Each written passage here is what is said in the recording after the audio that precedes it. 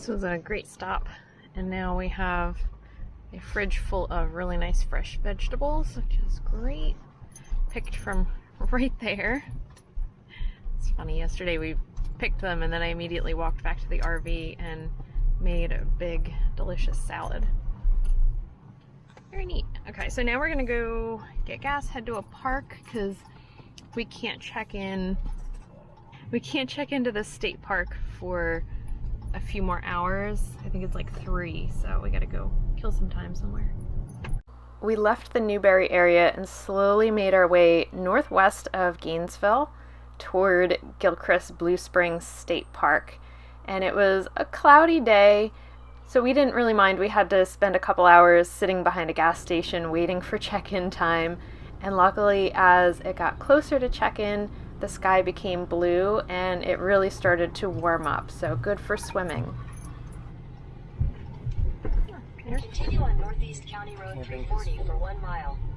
I think we got a reservation. Ooh, it's a little bumpy. Oh, jeez.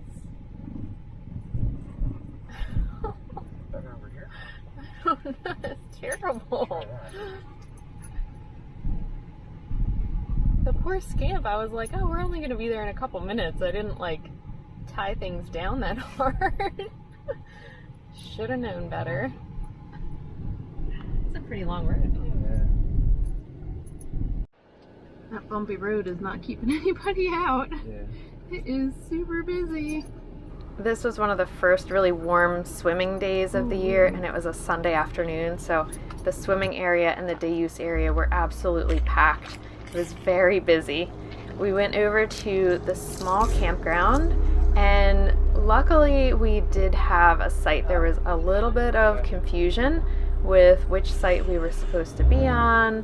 Apparently we didn't reserve the correct one, and this is a small campground. Very difficult to get into the sites. Luckily, the Scamp is pretty small and nimble.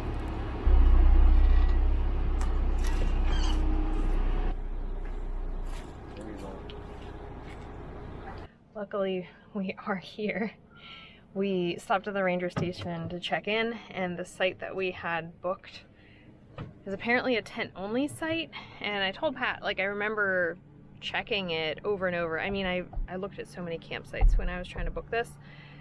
I definitely could have made a mistake, but I remember thinking it said tent only, but then it said RVs under a certain length, and I was like, oh, well, we're tiny, we'll fit, of course. But the ranger said, no, this is a tent only site, so she was very kind and switched us to another site, so we're good. Crisis averted. But we looked at the other site we were supposed to have, and I was like, we could have fit. It would be tight, but most of the time, if you can fit a tent, you can fit a Scamp. It's really not that much bigger than a tent footprint. So, all right, it's toasty in here. It's like 86, 87 degrees outside. So we're gonna get settled in and charge things, and then probably go get showers. We were supposed to be at the site directly behind where we're parked now, but they switched us to this one, which is apparently where they put volunteers. So it's usually open and they kind of use it as a spare site, which was going to prove to be interesting. You could sort of tell that this hadn't been used in a little while. But since it was so hot, we decided we were going to set up the tarp awning that we attached to the front of the Scamp, and we were still playing around with some different designs. You might remember our trip to Assateague where we forgot the tarp and it ended up just being so hot. So we were really happy that we actually had the tarp with us this time, and we were going to get to test it out and get some relief from the heat of the sun. We noticed pretty quickly that the setup here is not like other state parks in Florida, and we found out it's because this was a privately owned park that is actually the newest of the state parks in Florida. So the infrastructure is different. There's only one bathhouse, and it's for the day use area and the campers, and there's no utility sink and no dump station. Okay, the awning is up. Ooh. It does make it feel cooler here. Gives us, I think we used that last time when it was raining to like keep the water from pooling, But it seems okay right now, as long as it doesn't get really windy. If it gets windy, this thing turns into like a literal sail. Hello, dog. What are you doing? Here, you stay in there. Stay in there for right now. Hold on, let me put the chairs together. And then we'll be good. We have these beautiful greens from the harvest toast yesterday. I threw some fresh herbs on there. We have pea shoots in there. And then I think I'm going to cook this baby bok choy, also from the harvest toast. So pretty. And then we've got some chicken wrapped in bacon that Pat got at the store the other day that he was very excited about. So I think that's dinner. One of the things that we've talked about bringing on trips in the future, especially when we're doing a warm trip like this, is an outdoor stove so that I can cook and not make the Scamp too hot, because when it's in the mid to high 80s and you have the stove going for a little while, it warms up the Scamp. It's not too bad when we turn on the roof vent fan. It keeps things moving, and you can see Red's pretty comfortable. He's not even panting at this point, but it would be a nice upgrade in the future for our next warm weather camping trip.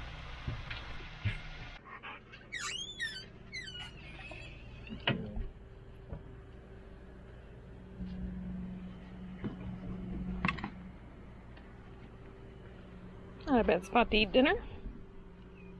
Getting a little sun underneath here because of the angle, but there's a nice breeze, so it's not bad.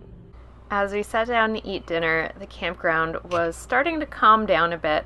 A lot of the day use people had left, and most of the RVs had arrived already and maneuvered their way into these tight spots. You could see a lot of the bigger rigs took quite a while to get themselves lined up, because the campsites are small and they're divided by these fences that kind of create like a little corral that you have to fit yourself in. So not the easiest place to back into. We were happy to have our site, but the next day we were going to figure out that this was actually a very challenging site. These sites here are really tight. You can see these poor people back here. It took a long time kind of wiggling in and out to get those into the sites. We finally got this guy to successfully sleep on his bed. It takes a lot of rearranging because we have to like move everything off the table, put the table down, so that's like the bed where kids are supposed to sleep, but this is our the fur baby. So he actually did great. He went right on it and he slept there the whole night, and then he just got up and came over here. It's good because as it gets hotter at night, you don't want a 70-pound fur blanket. So it gives us a little more space so we're not sweating, because he does like to lean on you. It just takes a lot more like work, you know. I don't mind setting up our bed extension, like this whole area is the bed extension. I don't mind doing that every night. It's like, it takes 2 minutes. This is a little bit more work because we always have stuff on the table. So then you have to like take the stuff off, find a place for it, and then take the table apart. It takes a little bit of work. We were having a nice, slow, relaxing morning as we settled into our new campsite at Gilchrist Blue Springs. Pat made some coffee and we were just sitting on the bed talking about our plans when all of a sudden the entire Scamp lurched forward about 3 feet and swung over to the left. And I thought for sure it was going to hit the picnic table. Did it break? I didn't know if the hitch broke or what caused it. Oh my god. But that was so unnerving. The whole trailer just moved. You can see my hand was shaking. Pat went outside to check if there was any damage. We're like crooked. I think it fell off. Right. Is it okay? Yeah, Oh my god, that scared the shit out of me. Why would it have rolled off though? I don't know. Like, we're not doing anything different that we would have done. We were literally sitting here talking and then the whole trailer just shifted. Is it the sand? It's the sand. It's the sand. Yeah. Oh my It's hard to god. stay stable on it. That was terrifying. Because I think I was like, because we're facing this way, right? Yeah. And I I have everything chalked, but the front part, I don't know why, I just did one of these. How do we fix it? Well, I got the jack. Or it doesn't matter, I can lift it up all the way. If that doesn't work, I got the jack. Good Lord. But I it's thought not going anywhere now. I thought we were rolling. I was like, the whole thing just went.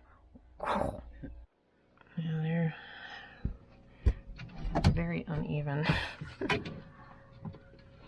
Should we just put more blocks under it, or? I don't know. I guess the one side just sank and it just It's all happened. fell off. It's just the top part sank. It's like this area over here. Jeez. Just like rolled off this. Yeah. This site has a lot of soft sand with very little grass to hold everything in place. Alright, well, how do we make sure that never happens again? I should have to play with it and see what happens. It's also on a bit of a hill, which is why I was so concerned.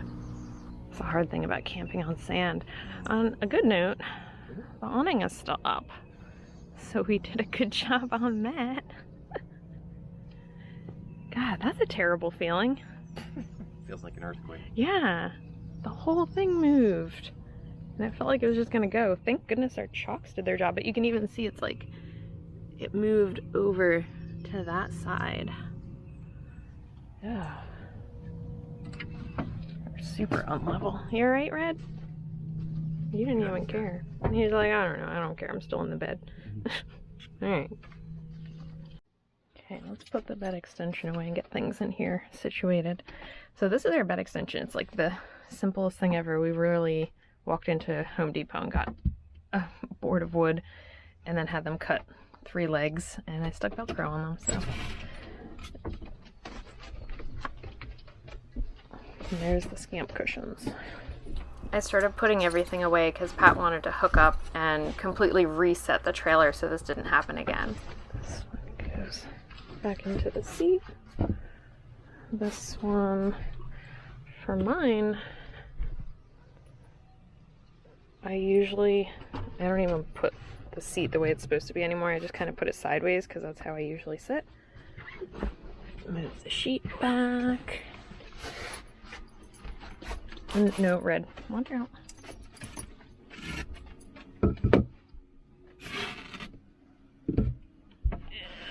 Push. I'm trying to go uphill now. Yeah, there, okay.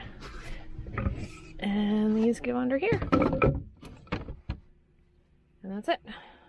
That's how I change the bed.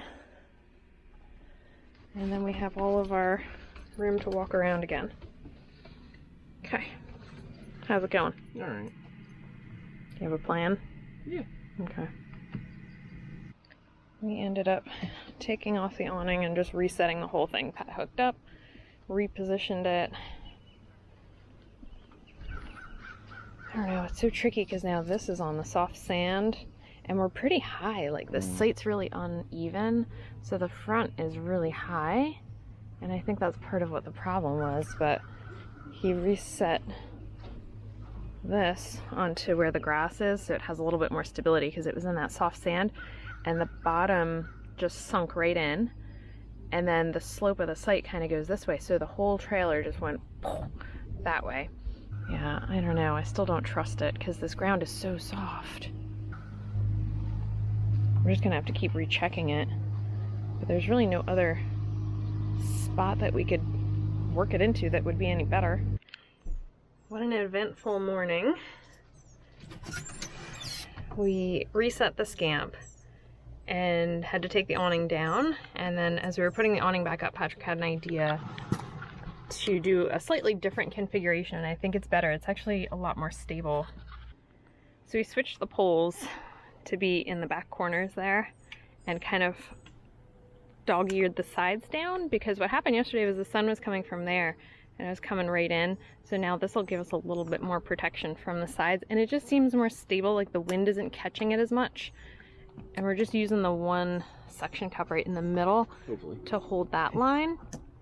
It seems good though. It seems sturdy. I just wish we had more of the sand stakes. We only have 4 of the big sand stakes, and then the other 2 we're using the groundhog, which the groundhog is the best steak we've had for dirt.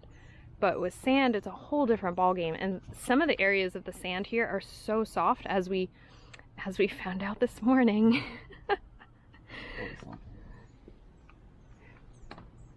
I still don't really fully trust this, but we also have a plan for this.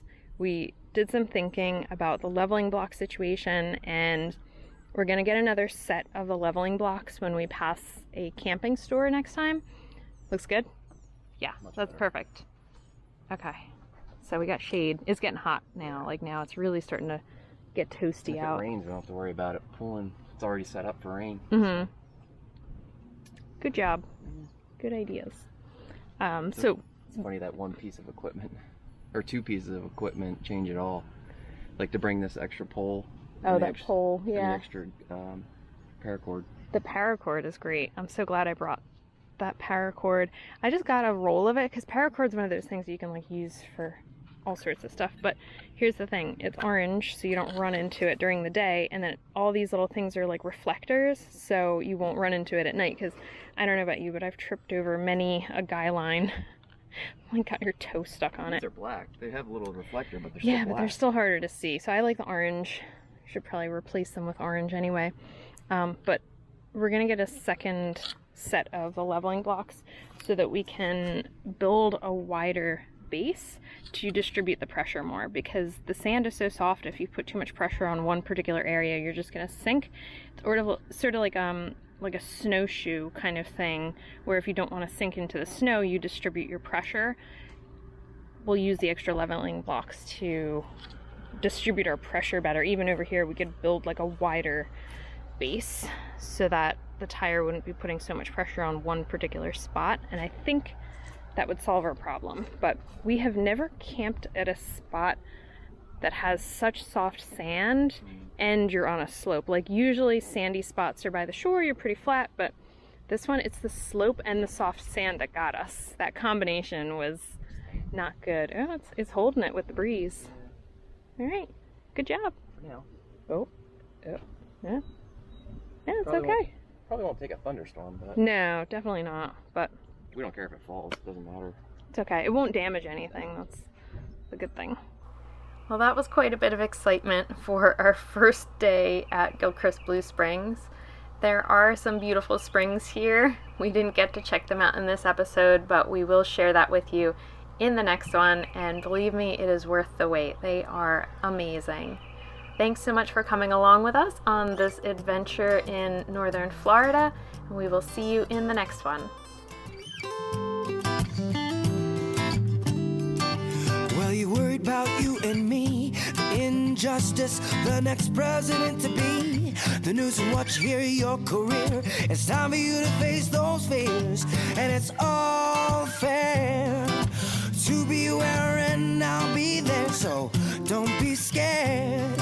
Just take a deep breath of air, and 1, 2, 3 to 10, you begin to focus again, and though time flies, we'll have enough to realize this bigger than the both of us.